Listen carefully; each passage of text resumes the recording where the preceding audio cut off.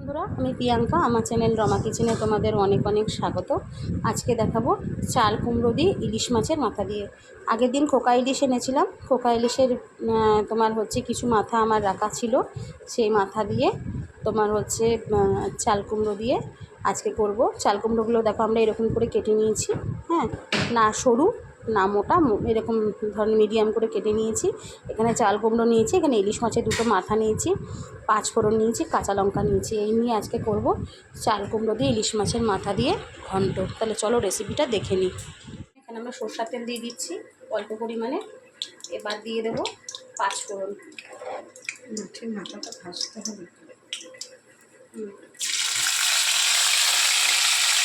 এবার যেহেতু এটা ইলিশ মাছ, এর জন্য আমরা মাছের মাথার মধ্যে দেখো হলুদ আর অল্প পরিমাণের হচ্ছে নুন দেবো।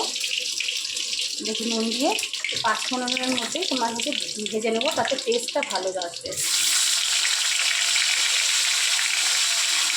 আর কাঁচা লঙ্কাটা আমরা একটু ছিঁড়ে দেবো, বাটার প্রয়োজন নয়, ছিঁড়ে দিলেই হবে। তো কাঁচা লঙ্কাটা আমরা ছিঁড়ে দিয়ে দিচ্ছি এখানে।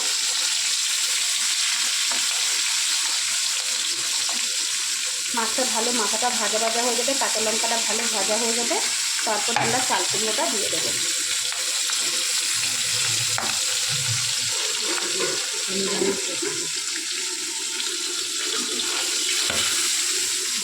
দেখেছো কেমন ছিটছে, দেখো।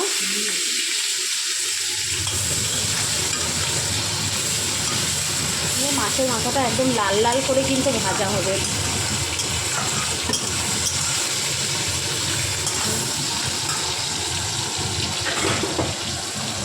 একদম লাল লাল করে মাছের মাথাটা কিন্তু ভাজা হবে। একটুখানি মাছের মাথাটা সেখান থেকে একটুখানি ভাগ করে দেবো।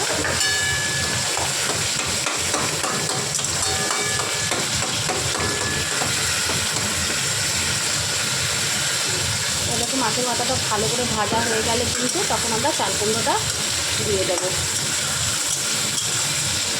আরও ভাজা হবে ভালো করে, কড়া কড়া করে। মাছের মাথাগুলো কিন্তু আমার খুব সুন্দর করে ভাজা হয়ে গেছে। একটু ভেঙে দেবো, একটু ভেঙে দিচ্ছি। এবার হচ্ছে চাল কুমড়োগুলোকে দিয়ে দেবো। খুব কচি চাল কুমড়ো, এটা তো কিন্তু তোমার কোনো ভাপানোর প্রয়োজন নাই, এমনি হয়ে যাবে। দেখো, চাল কুমড়ো দিয়ে কিন্তু ইলিশ মাছের মাথা খেতে খুব ভালো লাগে বন্ধুরা। তোমরা বাড়িতেও কিন্তু অবশ্যই ট্রাই করবে। দেখো, এবার কিন্তু হলুদ দিয়ে দিচ্ছে আর পরিমাণ মতন লবণ।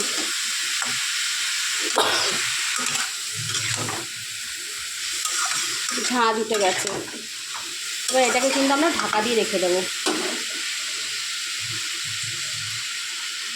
এবার ঢাকা দিয়ে দিলাম। কত দূর হয়েছে দেখতে দেখিনি। বা হয়ে গেছে, দেখো দেখেছো, একদম কিচ্ছু করতে হয় না। এটা এত সুন্দর হয় ইলিশ মাছের মাথা দিয়ে তোমার হচ্ছে চাল কুমড়োর ঘন্ট। খেয়ে দেখবে বাড়িতে একবার, অসাধারণ হয়। কিচ্ছু লাগে না, কিচ্ছু না, খুব ভালো হয়। আর একটু হবে, এর মধ্যে একটু চিনি দিয়ে দেবো। চিনি অ্যাড করে দিতে হবে, খুব সামান্য পরিমাণে চিনি অ্যাড করে দিলে হয়ে যাবে। দেখো, অল্প পরিমাণে চিনি দিল এখানে, ওই তোমার হাফ চামচের মতন, মা হাত দিয়ে দিল আন্দাজ করে।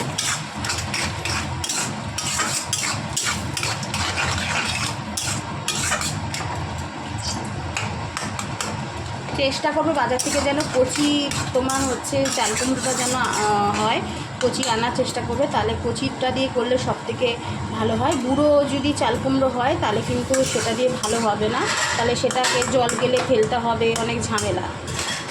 কচিটা তোমার হচ্ছে আনলে চাল কুমড়ো এরকম তোমার হচ্ছে একবারেই হয়ে যাবে।